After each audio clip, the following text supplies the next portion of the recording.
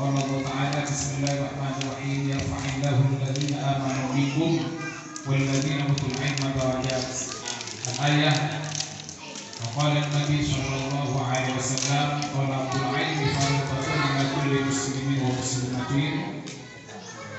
صدق الله العظيم وصدق رسوله الكريم ونفعنا بما الشهيد والشفيع والحمد لله رب العالمين. Yang terhormat Kepala Madrasah Sanawiyah Irsyadul Thalibin Bunda Fitri Susanti SPD, yang terhormat Mudir pesantren atau kepala pondok yang mustaqim, yang saya hormati Kepala MI Madrasah Ibtidaiyah Irsyadul Thalibin sekaligus sebagai Wali Santri RA Ustaz Dania atau Hatikan Bani SPD, yang terhormat Kepala TK atau kalau yang di bawah nama Kemenak namanya RA. Jadi bapak-bapak dan ibu-ibu harus paham apa itu RA, apa itu TK. Kalau TK di bawah nama Dikbud atau Dinas, kalau RA di bawah nama Kementerian Agama. Rawdatul Atfal itu adalah bahasa Arab, Rawdatul Atfal, taman kanak-kanak, sama, cuma bahasanya bahasa Arab. Rawdatul itu taman, Atfal itu anak-anak. Jadi taman kanak-kanak sama, cuma beda nama. Sama dengan Madrasah Sanawiyah. Madrasah itu sekolah, Sanawiyah itu pertengahan. Maka SMP kalau di dalam perbankan itu yang perlu dipahami. MTS untuk apa? MA untuk apa? Itu nanti jangan sampai jadi pertanyaan. Itu hanya beda di bawah naungan apa pendidikan itu berada atau didirikan. Jadi di sini ada namanya Rawdatul Atfal. Bagi ibu-ibu semuanya yang punya anak usia 5 tahun sudah boleh.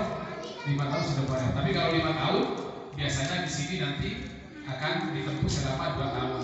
Karena untuk masuk MI itu sekarang dibatasi harus minimal 6 tahun. Tapi katanya dengar-dengar kalau di kota untuk dinas katanya 7 tahun. Itu dengar-dengar, tapi tidak tahu. Tapi kalau di sini di MS-nya itu bisa ya kan? 6 tahunnya. Nah, sudah 6 tahun sudah bisa. Itulah kelebihannya berarti. Jadi yang guru-guru mau masukkan anaknya di SD, masukkan di MI. Kira-kira begitu. Baik bapak-bapak dan ibu-ibu, belum mulai tadi kan? Hanya ini aja. Yang saya hormati para dewan guru, ustaz-ustazah, para wali santri, baik wali santri MTS maupun Rawdatul Atfal yang insyaallah dirahmati Allah Subhanahu wa taala. Mari kita bersyukur pada Allah Subhanahu wa taala dengan ucapan alhamdulillah. Bersyukur pada Allah Subhanahu wa taala pada hari ini kita dalam keadaan sehat walafiat, bisa tatap muka, bisa bermuajahah, bisa bersilaturahmi dalam ruangan yang sangat sederhana ini. Dan mari kita bersolawat kepada Nabi Muhammad sallallahu alaihi wasallam. Bapak Ibu yang sama dirahmati Allah Subhanahu wa taala. Saya tadi melihat di sini, saya kira tadi tulisannya perpisahan. Kalau perpisahan maka perlu saya kritisi. Yang benar itu bukan perpisahan, itu apa? Mau pisah-pisah, bukan? Tasyakuran, betul. Kalau tasyakuran itu maksudnya mensyukuri apa yang telah dilewati, apa yang telah dipelajari selama ini. Yang RA sudah 1 tahun belajar bersama Ustaz dan Lela yang sangat sifatnya itu keibuan. Nah, betul. Saya bukan memuji karena ada orang yang maka beliau ditaruh di RA itu dulu pernah beliau belajar di sini di MI, tapi nampaknya lebih cocok di RA karena ngopeni anak itu Pak itu tidak sembarangan orang, harus punya sifat keibuan.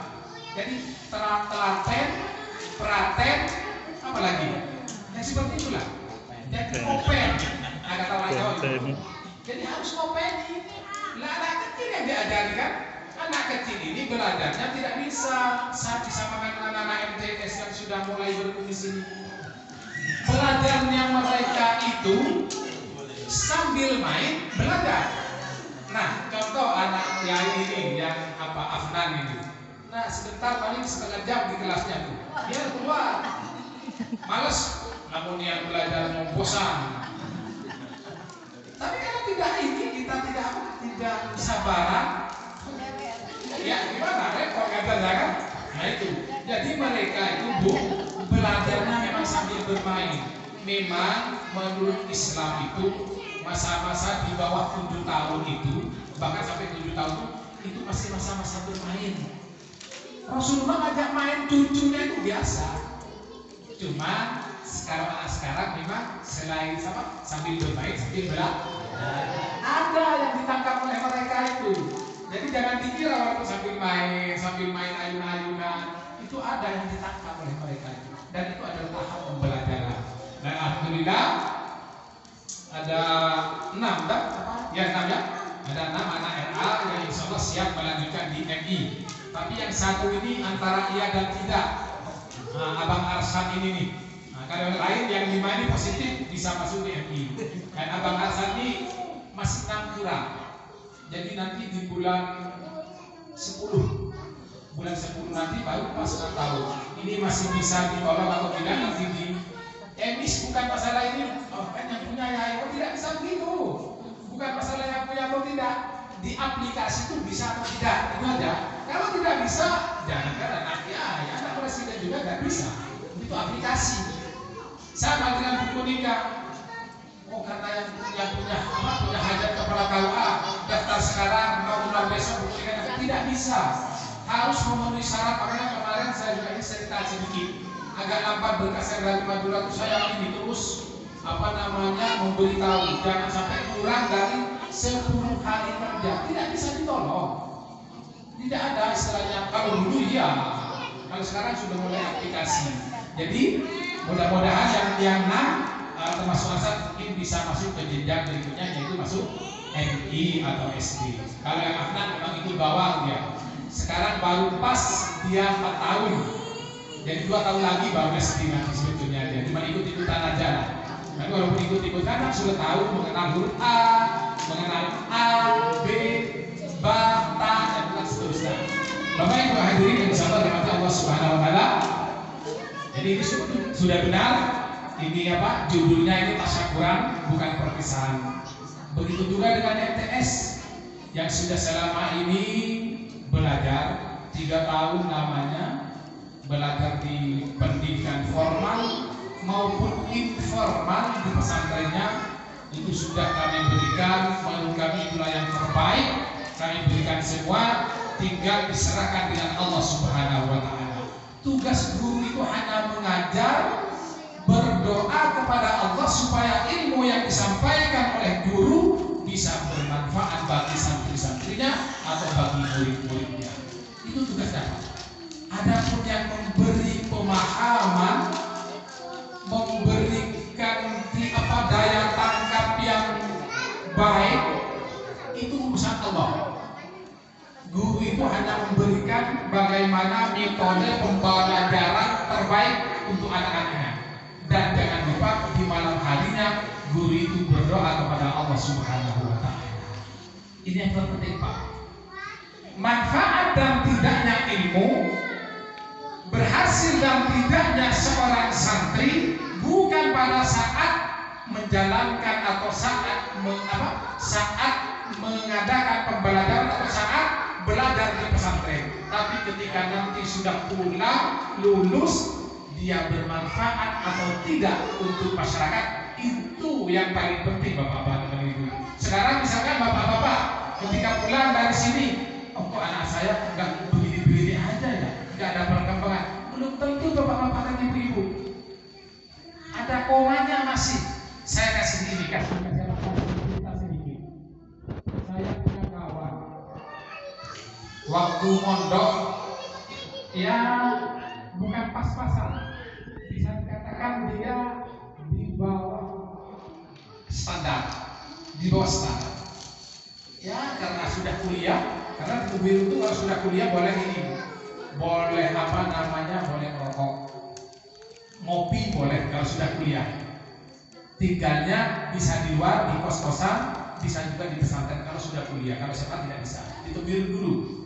Jadi ngopinya kuat, anak itu ngopinya kuat, merokoknya juga lumayan kuat.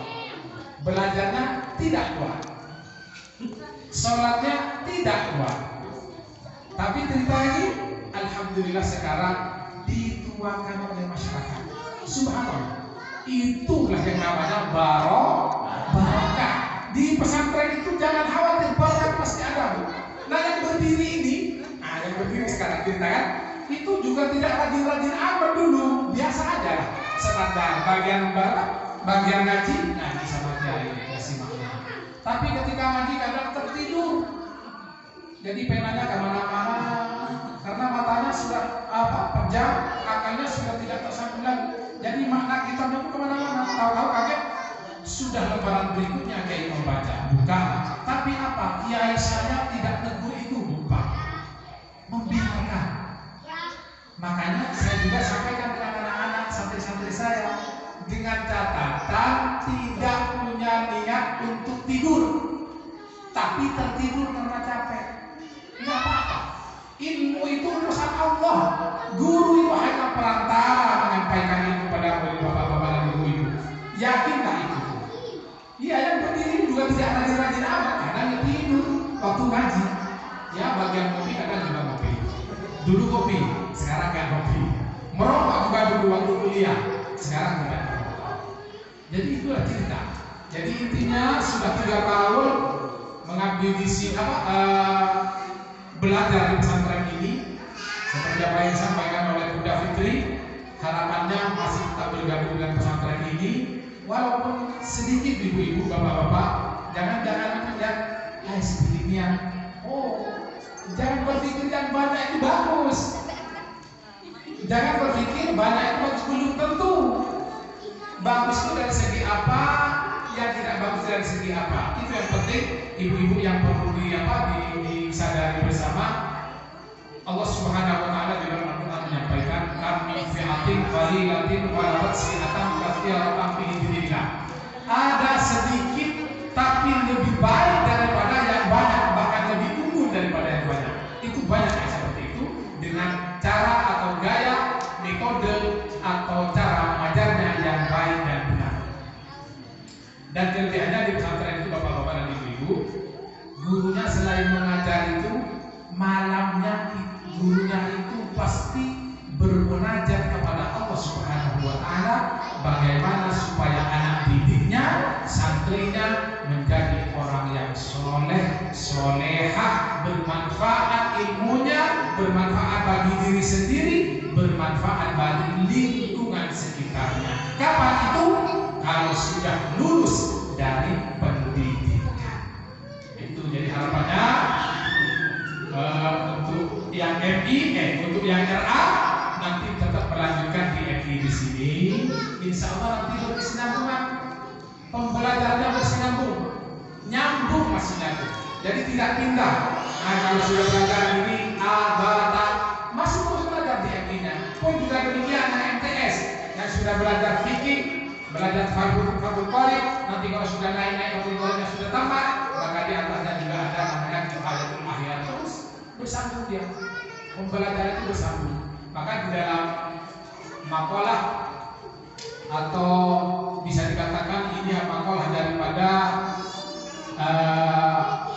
Khalifah Ali radhiyallahu anhu di dalam kitab Ta'limul Muta'allim,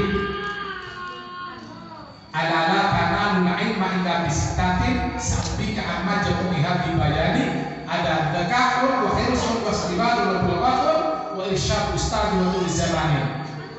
Jadi kata Siti Ali, Bu, Pak, untuk atau syarat mendapatkan ilmu itu ada 6. Yang pertama dukaun atau dukain. Dukaun itu punya kecerdasan intelektual. Ya tidak idiot lah, katakan begitu. Kalau dia dari A, ya tahu kalau itu A. Yang dimaksud cerdas itu bukan cerdas kok langsung dikasih tahu, misalkan 1 tambah 5 tambah 7 tambah 10 tambah 6 tambah 2 sekian, itu bukan. Yang dikatakan cerdas itu adalah punya kemampuan intelektual, misalkan dikasih tahu gurunya bata, itu ditangkap. Walaupun nangkapnya juga beda-beda antara satu dengan yang lain, tidak mungkin sama Bapak Ibu. Maka kata guru saya di Tebir, setiap anak itu istimewa. Tidak ada yang bodoh, tidak ada yang pintar, sama. Dia punya kelebihan atau keistimewaan masing-masing. Maka Dzuka'un itu kecerdasan intelektual itu bukan berarti terus yang seperti yang saya contohkan tadi, bukan. Tapi dia mampu menangkap apa yang disampaikan oleh gurunya, walaupun daya tangkapnya beda-beda. Wahirsul, yang kedua adalah tomak, punya rasa rakus. Jadi seorang penuntut ilmu, thalibul ilm, seorang pencari ilmu harus rakus. Rakus bagaimana? Ya rakus. Sudah belajar lagi. Sudah belajar nahwu, belajar fikih. Sudah belajar fikih, ngafal. Sudah ngafal, belajar hadis. Rakus namanya. Jadi rakus itu dibolehkan di dalam masalah agama. Masalah belakang.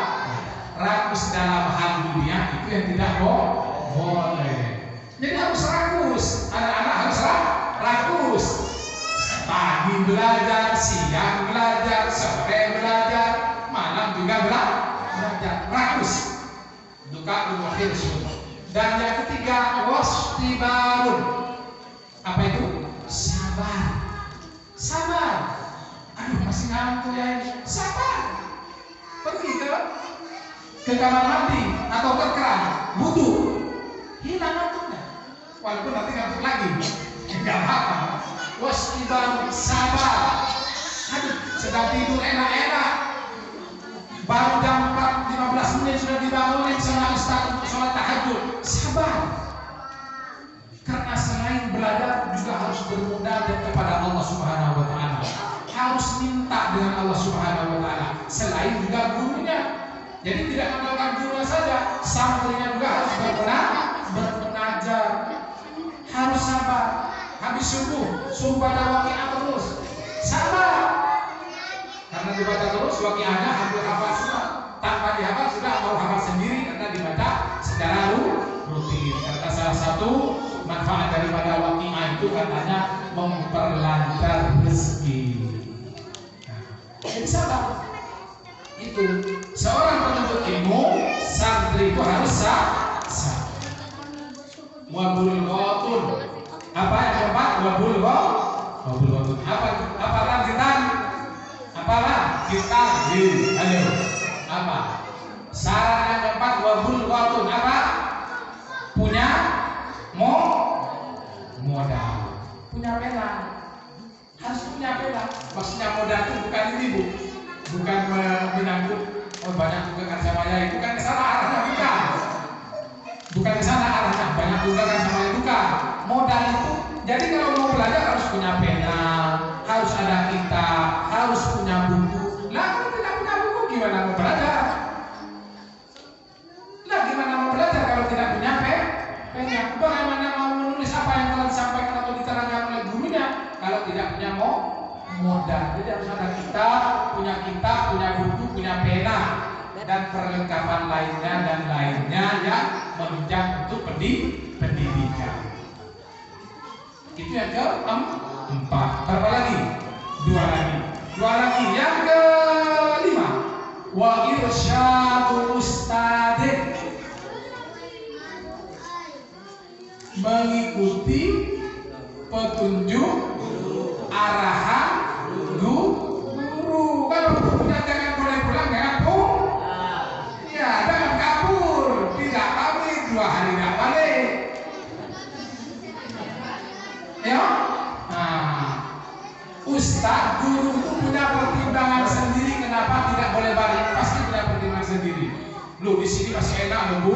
Sebentar izin. Oh, anak saya ini bercerita lagi.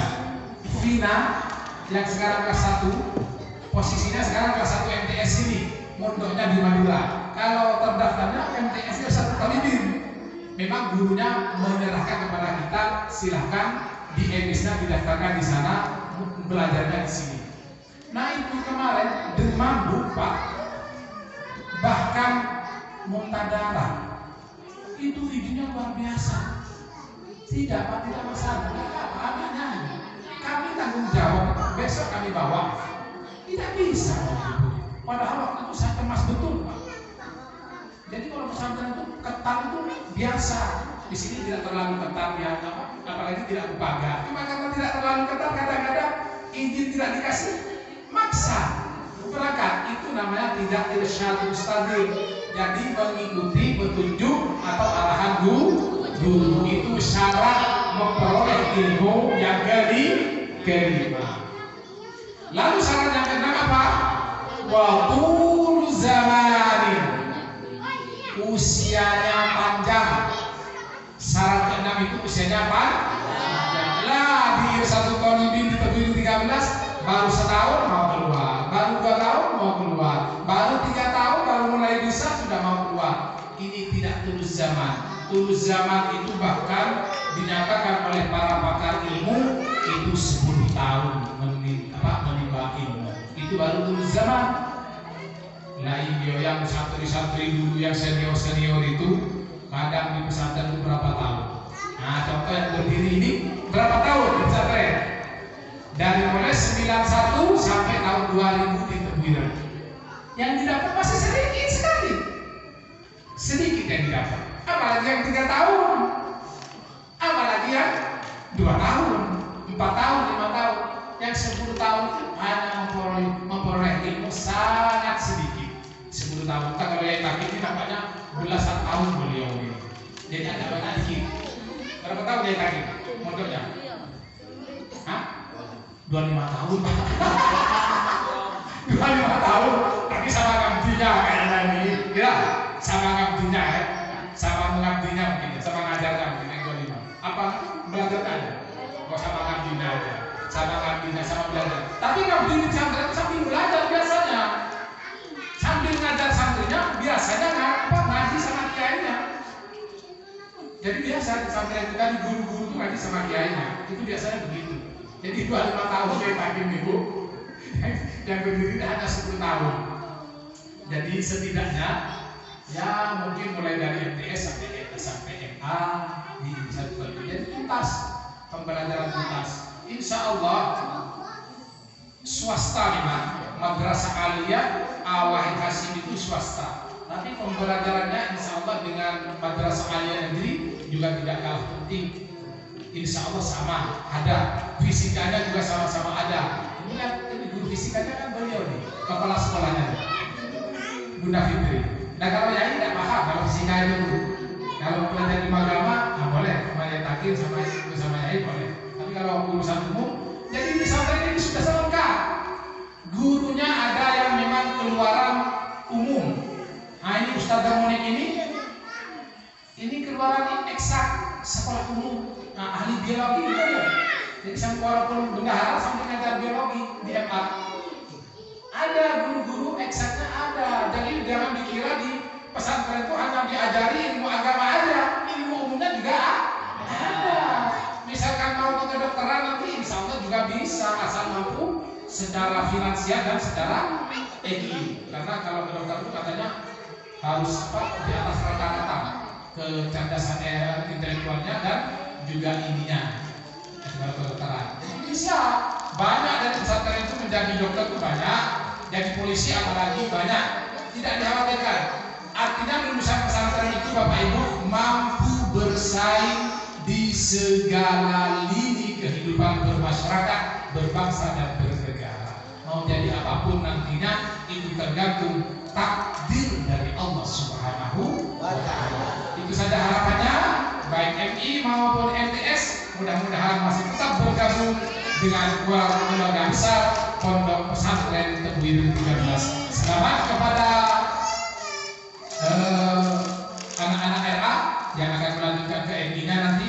Barangkali ada yang sudah bisa baca di MI, yang belum bisa baca nanti akan di OPD juga di MI kelas 1. Termasuk R1 belum bisa baca. Jadi guru kelas 1 nanti harus juga 11-12 dengan Darela juga nanti Pak. Cari yang open gitu. Kalau tidak open di kelas 1, nah kalau kelas 3 mulai ini sudah mulai bisa baca rata-rata itu tidak ada masalah. Tapi kalau kelas 1 cari yang jiwanya itu jiwa keibuan, telaten, open, teliti pokoknya itu. Jadi apa mau pengen anak-anak. Nah, selamat kepada mereka yang 6 ya, 5 ya, 5 dengan Arsyad dan yang MTS selamat juga. Mudah-mudahan hasilnya memuaskan dan bisa menyelesaikan jenjang berikutnya yang lebih baik. Bapak-bapak dan ibu-ibu, ini adalah aset kita semua. Baik RA, MI, MTS itu aset. Kewajiban kita Bapak Ibu kepada anak itu bukan mau memberikan nanti yang akan saya wariskan 10 ton kopi, yang ini 10 ton beras, yang ini 1 hektar kebun kopi misalkan, itu bukan. Kewajiban kita kepada anak adalah memberikan ilmu yang memadai. Jangan sampai anak didik kita, anak cucu kita, anak keturunan kita menjadi anak atau orang yang lemah, tidak paham ilmu, terutama ilmu agama. Itu kewajiban kita Bapak-bapak dan Ibu. Jadi bukan ini sawahnya si A, ini sawahnya si B, ini kebunnya si A, ini kebunnya si B, bukan itu. Tapi kalau ada silakan, itu lebih baik. Kalau ada sisa nanti di hari tua ditunjukkan kepada anak-anak kita, kalau kamu yang di situ kebunnya, yang kamu di sana. Tapi yang jauh paling penting kewajiban kita terhadap anak kita adalah memberikan pendidikan yang baik, terutama pendidikan di bidang agama. Kenapa? Kalau anak ibu tidak bisa sholat, yang dituntut nanti adalah orang tuanya. Ya karena kita tidak bisa mendidik sendiri, maka kita titipkan. Nah kenapa anak yang dititipkan juga? Memang seperti itu. Kalau anak kita dewek itu diajari dewek itu agak susah, harus dititipkan. Anak-anak ulama terdahulu juga begitu. Anak-anak yang guru yang ditebir itu anak tebir, durian tebir, keturunan tebir, sekolahnya juga di luar, bukan tebiran. Jadi jangan beranggapan anak sendiri aja suruh keluar, berarti di situ tidak bagus. Bukan. Kalau belajar di tempat dewek manja orang tua. Nah, itu mau dikeluarkan, nggak mungkin. Masa suruh keluar 5 orang? Kalau kali Cino mau suruh keluar kan? Nah, biar di sini. Jadi seperti itu Bapak-bapak dan Ibu-ibu. Seluruh anak para kiai, para ulama itu sekolahnya di luar, bukan di pondoknya sendiri. Nah, jadi kewajiban kita memberikan ilmu terhadap anak, baik diajarkan sendiri maupun disuruh ajarkan kepada orang lain atau guru. Cukup demikian, mudah-mudahan apa yang saya sampaikan menjadi pencerahan bagi kita semua. Banyak ngomong, banyak salah, untuk itu kami mohon maaf yang sebesar-besarnya dan terima kasih atas segala perhatian. Wassalamualaikum warahmatullahi